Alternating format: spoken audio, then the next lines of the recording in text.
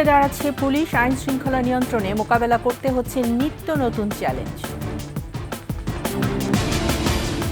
রাজশাহী বিশ্ববিদ্যালয়ের শিক্ষার্থীদের রেললাইন অবরোধ, সারা দেশের সাথে বন্ধ যোগাযোগ। হাসিনা যেখানে থাকুন বিচার হবে, স্কাই নিউজকে প্রধান উপদেষ্টা।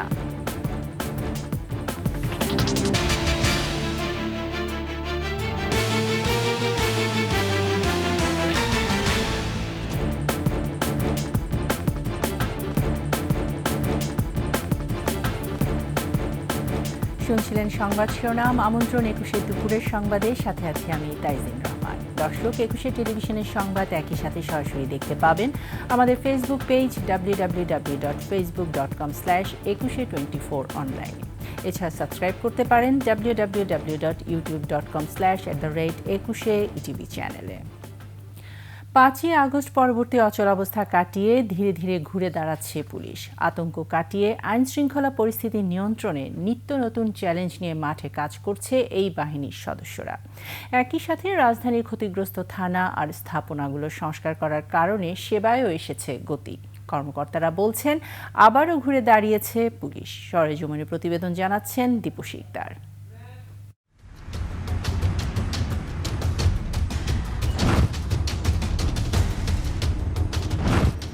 ঢাকার মোহাম্মদপুর থানা। গণ অভ্যুত্থানের সময়ে আগুনে ও হামলায় বিধ্বস্ত এই থানা ভবনটি পুরোপুরি সংস্কার করা হয়েছে।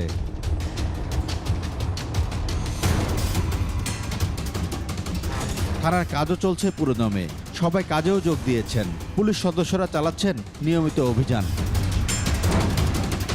চুরি, ডাকাতি, ছিনতাই, চাঁদাবাজি, দস্যুতা ৪২৮ জন অপরাধীকে কোর্টে প্রেরণ করছে মোহাম্মদপুর থানা পুলিশ একাই। একইভাবে সংস্কার করা হয়েছে মিরপুর, উত্তরা পূর্ব সহ ঢাকার ক্ষতিগ্রস্ত প্রায় সব থানা ভবন। হয়ে উঠেছে কর্মচঞ্চল। লোকেশন বলেন। জিটির জন্য একটা ফোন হারিয়েছিল, সেটার জন্য আমি এসেছিলাম। তো ওনাদের সার্ভিস আমাকে মুগ্ধ করেছে। আমাদের অবস্থান থেকে তাদের সেবা দেওয়ার চেষ্টা করতেছি। সরকারি হিসেবে সে সময় হামলা ও আগুনে নিহত হন পুলিশের ৪৪ জন সদস্য। সারা দেশে ৪৬০টি থানা স্থাপনায় আগুন আর ভাঙচুরের ঘটনা ঘটে। এখন প্রায় সবগুলো স্থাপনাই সংস্কারের পর কর্মচঞ্চল। থানা পুলিশের কাজের গতিও আগের থেকে অনেক গুণ বেড়েছে অভিযানের সংখ্যাও। সেবার মান নিয়েও সন্তুষ্টি জানালেন অনেকে। আগে যেরকম আমরা কোনো অভিযোগ করলে ওটা আসলে একটু লেট হইতো, তাকে পাইতাম না। বর্তমানে বলার সাথে সাথে হচ্ছে কেউ না কেউ থাকুক, তারা কাজটা রিঅ্যাকশন করতেছে। একটা ব্যাংকের জিডি করতে ওইখানে আমি ফর্ম ফিল আপ করছি, আসার পরে বললো যে একটা ডকুমেন্ট লাগবে, ব্যাংকে আসলাম, আমার কাজটা হয়ে গেছে। মিরপুর বিভাগের ডিসির কথা, ধীরে ধীরে ঘুরে দাঁড়িয়েছে থানা পুলিশ। এদিকে তেজগাঁও বিভাগের ডিসিও জানালেন পরিস্থিতির উন্নতির কথা। প্রত্যেকটা থানায় ফাংশনাল, দিনের বেলায় চেকপোস্ট হয়, রাতের বেলায় আমাদের চেকপোস্টগুলো হয়, আমাদের অভিযানগুলো চলতে থাকে, নিয়মিত মামলার আসামি আমরা গ্রেপ্তার করি। এছাড়া আমাদের ওয়ারেন্ট তামিল করা হয়। আগে টহল টিম একটু কম ছিল, সেটি বাড়ানো হয়েছে। ফুড পেট্রোল কম ছিল, সেটি বাড়ানো হয়েছে। আইন শৃঙ্খলা পরিস্থিতি বর্তমানে যেমন রয়েছে তার চেয়ে আরও বেটার হবে। চুরি, ডাকাতি আর ছিনতাই রোধে যৌথ বাহিনীর বিশেষ অভিযান চলছে এখন। নাগরিকরা অবশ্য এ নিয়ে ক্ষুব্ধ হলেও পরিস্থিতি ভালোর দিকে যাবে বলে আশা তাদের। সাধারণ নাগরিক হিসাবে বলতে চাই, পুলিশের অনেকটা চেঞ্জ। ডিএমপি বলছে দ্রুত সময়ের মধ্যে যেসব সংকট আছে তা কেটে যাবে, আরও গতি বাড়বে পুলিশের কাজে। সেজন্য সাধারণ মানুষের সহযোগিতা দরকার। স্থাপনাগুলোতে থেকে পুলিশ যে তাদের নিয়মিত কার্যক্রম, প্রাত্যহিক কার্যক্রম, সেটা চালিয়ে যাচ্ছে। দীপু শিকদার, ২১ টেলিভিশন, ঢাকা। ইরানি ২ নাগরিক আহমেদ এবং মেহেদি নামের দাদা নাতির উপর ঘটে যাওয়ার মব জাস্টিসের ঘটনায় দুজনকে গ্রেফতার করে আদালতে পাঠিয়েছে পুলিশ। গতকাল দুপুরে বসুন্ধরা আবাসিক এলাকায় একটি মানি এক্সচেঞ্জের সামনে তাদের উপর হামলা হয়। পুলিশ বলছে মানি এক্সচেঞ্জে না গিয়ে দালালের কাছ থেকে টাকা বিনিময়ের সময় উৎসুক জনতা বিদেশি ২ নাগরিককে প্রতারক সন্দেহ করলে তারা গাড়ি নিয়ে সটকে যেতে চাইলে আটক করে জনতা। পরে ভাঙচুর করা হয় গাড়ি। হামলার ওই ২ ইরানি নাগরিকও আহত হয়। খবর পেয়ে পুলিশ তাদের উদ্ধার করে ভাটারা থানায় নিয়ে যায়। ঘটনাস্থল থেকে উদ্ধার করা ক্ষতিগ্রস্ত ভাড়া করা গাড়ি বর্তমানে থানা হেফাজতে আছে।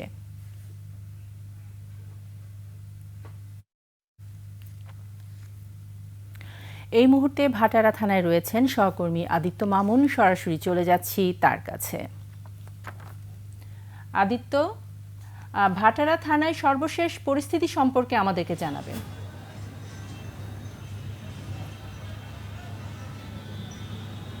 ধন্যবাদ তাইজিন। আপনি যেমনটি বলছিলেন যে দুই বিদেশি নাগরিক অর্থাৎ ইরানের দুজন, তারা গত কিছুদিন আগে অর্থাৎ ফেব্রুয়ারির শেষের দিকে একজন এবং এই মাসের চলতি মাসের 1 তারিখে সেই মোহাম্মদের নাতি মেহেদি উনি ঢাকায় আসেন অর্থাৎ বাংলাদেশে আসেন বাংলাদেশটি ঘুরে দেখবার জন্য, এবং সেই ঘুরে দেখবার জন্য তারা ঢাকার বনানীতে একটি হোটেলে অবস্থান করেন এবং তারা বাংলাদেশি মুদ্রা বিনিময় করবার জন্য বসুন্ধরা আবাসিক এলাকার একটি ব্যাংকের সামনে অবস্থান করেন যান, এবং সেখানে তারা আসলে ব্যাংকে প্রবেশ না করে ব্যাংকে নিয়মতান্ত্রিকভাবে যে মানি এক্সচেঞ্জ করবেন সেটি না করে তারা ব্রোকার অর্থাৎ দালালের মাধ্যমে সেই টাকাটি লেনদেন অর্থাৎ বিনিময় করতে যাচ্ছিলেন। এই সময়ে অনেকগুলি টাকা, প্রায় 900 মার্কিন ডলার, সেই টাকাগুলি যখন বাংলাদেশি টাকা নিচ্ছিলেন এবং ওই ভদ্রলোক আসলে টাকাগুলি পরে ইউএস ডলার পরে দেবেন বলে টাকা নিচ্ছিলেন, একের পর এক যখন অনেক টাকা নিচ্ছিলেন তখন আসলে উৎসুক জনতার সন্দেহ হয় যে শয়তানের নিঃশ্বাস দিয়ে যে প্রতারিত করে, এক ধরনের সম্মোহন করে এবং সম্মোহন করে টাকা নিয়ে যায়, সেটি তারা সন্দেহ করার পরে তাদেরকে আটক করতে চায়। তো তখন তারা আসলে গাড়িটা নিয়ে পালিয়ে যাবার বা স্থান ত্যাগ করবার সময় আসলে উন্মুক্ত জনতা তাদেরকে ঘিরে ধরে এবং এক পর্যায়ে হামলা ভাঙচুরের ঘটনা ঘটে, এবং ওই সময় স্থানীয় যারা ছিলেন তাদের মধ্য থেকে একজন 999-এ ফোন দিয়ে জরুরি ভিত্তিতে পুলিশের সাহায্য চান, তারপরেই আসলে তাদেরকে থানা হেফাজতে নেওয়া হয়। এই ঘটনার সিসিটিভি ফুটেজ পর্যবেক্ষণ করছে থানা পুলিশ। ভাটারা থানা পুলিশ বলছে যে কারা কেন এই বিষয়টি ঘটিয়েছে, ব্যাংকের কোনো সংশ্লিষ্টতা ছিল কিনা বা ব্রোকার যারা তাদের পরিকল্পনা ছিল কিনা, এগুলি তারা পর্যবেক্ষণ করছে। তবে ঘটনাস্থল থেকে তাদেরকে আহত অবস্থায় উদ্ধার করেছে পুলিশ এবং প্রাথমিক চিকিৎসা দিয়ে থানায় নিয়ে এসেছিল, এবং গতকাল শেষ রাতের দিকে তাদেরকে তাদের যে বাংলাদেশের বাসস্থান অর্থাৎ একটি হোটেলে যেখানে উঠেছিলেন সেখানে তাদেরকে পৌঁছে দেওয়া হয়েছে, এবং ঘটনাস্থল থেকে তাদের যে বৈদেশিক মুদ্রা ছিল সেটি কিন্তু খোয়া গেছে। একই সঙ্গে পুলিশ অভিযান চালিয়ে ওই ঘটনায় দুজনকে গ্রেফতার করেছে, সাব্বির এবং আবদুল্লাহ নামের, যাদের বয়স একজনের 19 একজনের 20। তার মানে তারা অনেকটা বলা যেতে পারে স্থানীয় বা পুলিশের ভাষ্য অনুযায়ী তারা পথচারী ছিলেন এবং একজন একটা পানীয় প্রস্তুতকারক প্রতিষ্ঠানে কর্মরত ছিলেন। তারা এখানে হামলাটি করেছে এবং যে দুজনকে আটক করেছে, গ্রেফতার করেছে, তাদেরকে 11টি ধারায় বিভিন্ন মামলা দেওয়া হয়েছে। তারা এই মুহূর্তে আদালতে আছেন। তো তাইজিন, ঘটনাটি আসলে এখন পর্যন্ত ইরান এম্বাসি কি প্রতিক্রিয়া জানিয়েছে সেটি দেখবার বিষয়, সেটি দেখবে। তবে পুলিশ বলছে যে প্রাথমিকভাবে আনুষ্ঠানিকভাবে তারা ওইরকম কোনো বড় প্রতিক্রিয়া জানাননি। পুলিশ তাদের যথাসাধ্য কাজ করে ঘটনার দোষী যারা তাদেরকে শনাক্ত এবং গ্রেফতারের চেষ্টা চালাচ্ছে। এই ছিল এখান থেকে বিদেশি 2 নাগরিকের উপর হামলার ঘটনা। ধন্যবাদ। তাই যে ভাটারা থানা থেকে সেখানকার সবশেষ পরিস্থিতি সম্পর্কে জানাচ্ছিলেন আমাদের সহকর্মী আদিত্য মামুন। চাকরিতে নিয়োগের সমতা সহ বিভিন্ন দাবি এবং ঢাকা বিশ্ববিদ্যালয়ের আধিপত্যের অভিযোগে রেললাইন অবরোধ করে বিক্ষোভ করেন রাজশাহী বিশ্ববিদ্যালয়ের শিক্ষার্থীরা। এতে রাজশাহীর সাথে সারা দেশের রেল যোগাযোগ বন্ধ হয়ে যায়। সকাল 11টার দিকে শিক্ষার্থীরা বিশ্ববিদ্যালয়ের স্টেশন বাজার এলাকায় রেলপথ অবরোধ করে। দুপুর 1টা পর্যন্ত রেলপথ অবরোধ করে নানা দাবিতে স্লোগান দিতে থাকেন তারা। বিক্ষোভকারীদের অভিযোগ, সরকারি কর্ম কমিশন থেকে শুরু করে বিশ্ববিদ্যালয় মঞ্জুরি কমিশন পর্যন্ত উপদেষ্টা নিয়োগের সব জায়গায় ঢাকা ও ঢাকা বিশ্ববিদ্যালয়ের আধিপত্য। ঢাকা কেন্দ্রিকতার বাইরে সারা দেশে নিয়োগের সমতা চান তারা। পাশাপাশি পিএসসি, ইউজিসি পুনর্গঠনের দাবিও আন্দোলনকারীদের।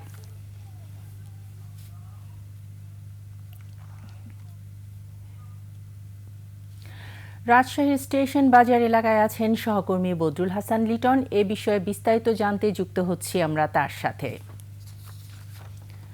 লিটন, আন্দোলনের সবশেষ খবর আমাদেরকে জানাবেন। রেল যোগাযোগের কি অবস্থা, এখনো কি বন্ধ আছে? জি তাইজিন যেমনটা বলছিলেন যে রেল যোগাযোগ আসলে স্বাভাবিক আছে বর্তমানে, কারণ 11:30 থেকে 1টা পর্যন্ত তারা অবরোধ করেছে, শুধু এই টাইমটা রেল চলাচল করেনি। আসলে সেই টাইমটা কোনো ট্রেন ছিল না, তবে 1:30টার সময় ট্রেন ছিল এবং 1:30টার ট্রেন বাজার ছাড়াই গন্তব্যে চলে গেছে। তার আগে কিন্তু 11টার সময় একটি ট্রেন ছিল, সেটিও কিন্তু গন্তব্যে চলে গেছে। আর আন্দোলনের বিষয়টি যেটা বলছিলেন যে এটি সম্পূর্ণ পুরো একটি নতুন আন্দোলন। তারা এই গতকাল থেকেই কিন্তু এই আন্দোলন শুরু করেছেন এবং তারা এই আন্দোলন রেলপথ অবরোধ প্রত্যাহারের সময় মানে উঠে যাওয়ার সময় তারা 3 দফা দাবি দিয়ে আন্দোলন আজকের মতো স্থগিত করেছেন এবং সন্ধ্যা 7টার সময় তারা এই আন্দোলন নিয়ে, তাদের এই 3 দফা দাবির আন্দোলন নিয়ে নতুন কর্মসূচি দিবেন। তারপরে আমরা জানতে পারবো যে পরবর্তী তারা কি কর্মসূচি বা পরবর্তী কিভাবে তারা আন্দোলন এগিয়ে নিতে চাইছেন। এই ছিল রাজশাহী বিশ্ববিদ্যালয়ের ছাত্রদের আন্দোলনের সর্বশেষ পরিস্থিতি। ধন্যবাদ বদরুল। রাজশাহী স্টেশন থেকে রাজশাহী বিশ্ববিদ্যালয়ের শিক্ষার্থীদের আন্দোলনের সবশেষ খবর জানাচ্ছিলেন আমাদের সহকর্মী বদরুল হাসান লিটন। বাংলাদেশে 2024 সালের জুলাই-আগস্ট বিক্ষোভের সঙ্গে সম্পর্কিত মানবাধিকার লঙ্ঘন ও নির্যাতনের উপর জাতিসংঘের মানবাধিকার তথ্য অনুসন্ধান প্রতিবেদনটি আজ জেনেভায় উপস্থাপন করবেন জাতিসংঘের মানবাধিকার বিষয়ক হাই কমিশনার ভলকার তুর্ক। জাতিসংঘের অফিসিয়াল ওয়েবসাইট অনুসারে এই অনুষ্ঠান জেনেভা থেকে সংস্থাটির ইউটিউব চ্যানেলে ঢাকার সময় সন্ধ্যা 6টায় সরাসরি সম্প্রচার করা হবে। বাংলাদেশের জবাবদিহিতা, ন্যায় বিচার ও মানবাধিকার সংস্কারের লক্ষ্যে তথ্য অনুসন্ধান ও সুপারিশ নিয়ে দলটি সদস্য রাষ্ট্র ও নাগরিক সমাজের সঙ্গে আলোচনা করবে। বাংলাদেশের অন্তর্বর্তী সরকার ও নাগরিক সমাজের প্রতিনিধিরা অনুষ্ঠানে অংশগ্রহণ করবেন।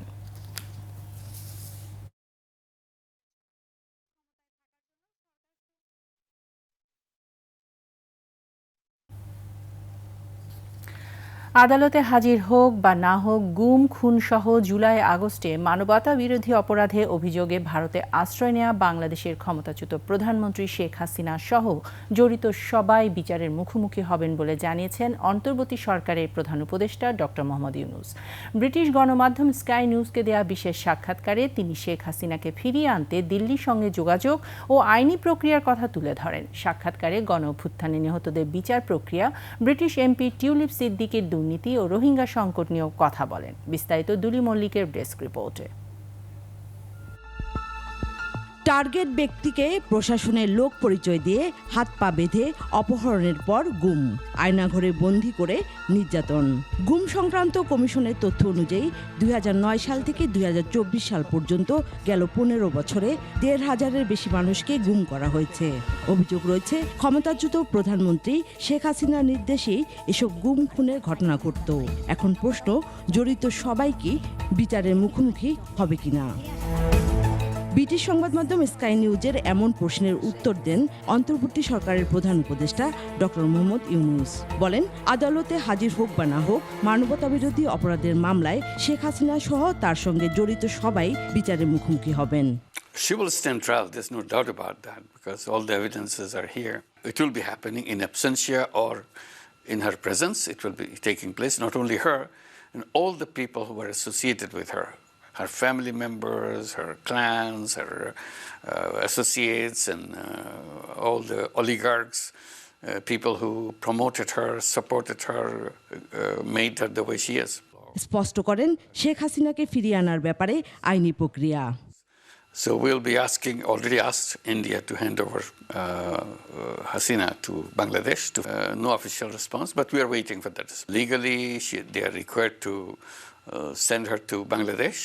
I think it's international law will guide that. জুলাই-আগস্টে ছাত্র জনতার গণ-অভ্যুত্থানে হতাহতদের বিচার প্রক্রিয়া নিয়েও কথা বলেন doctor Yunus. We are trying. We cannot guarantee because we are a short-lived government because legal process is very slow.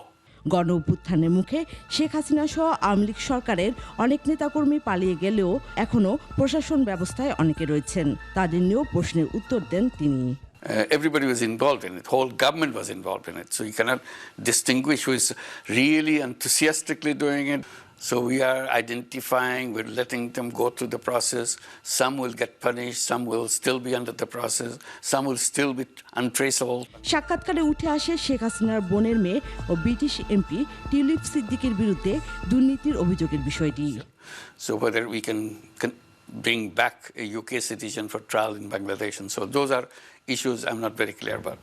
এছাড়া রোহিঙ্গা প্রত্যাবাসন প্রক্রিয়া নিয়েও মতামত জানান প্রধান উপদেষ্টা। We have contacts with them because there's a new inflow of Rohingyas coming to Bangladesh. So we had to deal with their army on the border. দুলি Mallick, desk report, 21 television. নিচ্ছি সংবাদ বিরতি, বিরতির পর যা থাকবে।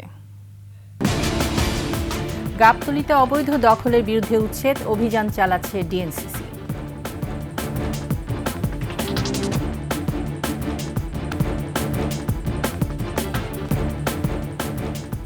আমন্ত্রণ 21 সংবাদে। অন্তর্বর্তী সরকারের উপদেষ্টা হিসেবে শপথ নিলেন চৌধুরী রফিকুল আবরার। তিনি ঢাকা বিশ্ববিদ্যালয়ের আন্তর্জাতিক সম্পর্ক বিভাগের অবসরপ্রাপ্ত অধ্যাপক ও মানবাধিকার কর্মী। সকাল 11টায় বঙ্গভবনে রাষ্ট্রপতি মোহাম্মদ শাহাবুদ্দিন তাকে শপথ পড়ান। শিক্ষা মন্ত্রণালয়ের দায়িত্ব নিলেন নতুন উপদেষ্টা CR আবরার।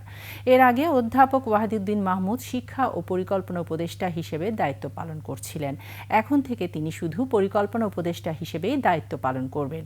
এদিকে শপথ নিয়েই সচিবালয়ের নিজ মন্ত্রণালয়ে গেছেন নতুন শিক্ষা উপদেষ্টা অধ্যাপক CR আবরার। নতুন দায়িত্বকে তিনি চ্যালেঞ্জ হিসেবে নিয়েছেন, বলেছেন সমস্যা থাকবেই, তবে সবার সহযোগিতা নিয়ে তা সমাধান করবেন।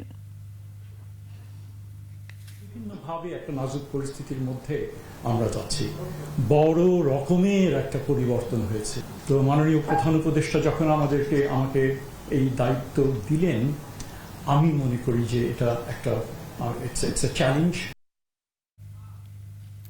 সকালে ভূমিকম্পে কেঁপে উঠল রাজধানী ঢাকাসহ দেশের বিভিন্ন স্থান। সকাল 11:36 এই কম্পন অনুভূত হয়। ইউনাইটেড স্টেটস জিওলজিক্যাল সার্ভে জানিয়েছে রিক্টার স্কেলে এর মাত্রা ছিল 5.6। ভূমিকম্পের উৎপত্তিস্থল ভারতের মণিপুরের রাজধানী ইম্ফলের কাছাকাছি ইয়ারিপক এলাকা। ইয়ারিপক থেকে 44 কিলোমিটার পূর্বে ভূমিকম্পটির গভীরতা ছিল ভূপৃষ্ঠ থেকে 10 কিলোমিটার গভীরে। তাৎক্ষণিকভাবে দেশের কোথাও কোনো ক্ষয়ক্ষতির খবর পাওয়া যায়নি। গাবতলী বেড়িবাঁধ হতে বিজিবি মার্কেট পর্যন্ত ইট, বালু ও পাথরের আড়ত ঘরসহ আশপাশের অবৈধ দখল উচ্ছেদ অভিযান পরিচালনা করছে ঢাকা উত্তর সিটি কর্পোরেশন ডিএনসিসি। বুধবার সকাল থেকে উচ্ছেদ অভিযান শুরু হয়। বুলডোজার দিয়ে গুড়িয়ে দেওয়া হচ্ছে অবৈধ স্থাপনা। এদিকে উচ্ছেদ অভিযানকে কেন্দ্র করে স্থানীয় বাসিন্দাদের মধ্যে সৃষ্টি হয়েছে উত্তেজনা। তাদের দাবি, দীর্ঘদিন ধরে তারা সেখানে বসবাস ও ব্যবসা বাণিজ্য করে আসছেন। কোনো সুনির্দিষ্ট ঘোষণা ছাড়া হঠাৎ তাদের স্থাপনা উচ্ছেদে নেমেছে ডিএনসিসি। শেষ করছি দুপুরের 21 সংবাদ। যাবার আগে সংবাদ শিরোনামগুলো জানিয়ে দিচ্ছি আরও একবার। ঘুরে দাঁড়াচ্ছে পুলিশ, আইন শৃঙ্খলা নিয়ন্ত্রণে মোকাবেলা করতে হচ্ছে নিত্য নতুন চ্যালেঞ্জ। রাজশাহী বিশ্ববিদ্যালয়ের শিক্ষার্থীদের রেল লাইন অবরোধ, সারা দেশের সাথে বন্ধ যোগাযোগ। বিচারের মুখোমুখি হতেই হবে শেখ হাসিনাকে, স্কাই নিউজকে ডক্টর ইউনূস।